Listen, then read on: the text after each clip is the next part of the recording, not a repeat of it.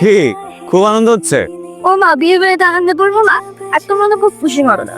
তোর বিয়াঙ্গা আসবে, সে already planting. পাকনা হয়েছিস তাই না? একটা মারবো ধরে।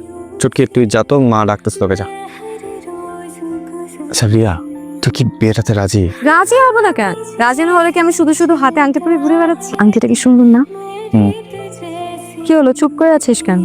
রিয়া, বিয়েটা তো কোনো ছেলে খেলা না। ছেলে প্রফেশন খুব ভালো, ছেলে ডক্টর, মানে ইটস এ গ্রেট থিং। আর দেখ, আমি যেটা বলতেছি, আমি পার্সোনাল এক্সপিরিয়েন্স থেকে বলতেছি যে আমার আশেপাশে তো অনেক ডক্টর আছে, আমি দেখছি ডক্টরদের লাইফ না, মানে ওদের প্রফেশন নিয়ে খুব ব্যস্ত থাকে।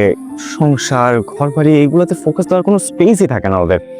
তুই কি এই লাইফের সাথে অ্যাডজাস্ট করতে পারবি? শোন, ডক্টর মানুষ সারাদিন বিজি থাকবে, এটাই তো খুব স্বাভাবিক, তাই না?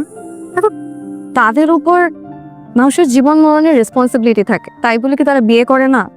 তাদের সংসার হয় না? হবে না কেন? হয়, কিন্তু ম্যাক্সিমাম টাইম দেখা যায় যে ডক্টরদের সাথে ডক্টরদের বিয়ে হয়। সাধারণ মানুষ, মানে সাধারণ মানুষের সাথে যে বিয়ে হয় না আমি তা বলছি না, কিন্তু তোকে নিয়ে আমার ডাউট আছে। দেখেন, তোর যদি আমাকে কিছু বলার থাকে তাহলে ডিরেক্টলি বলবি।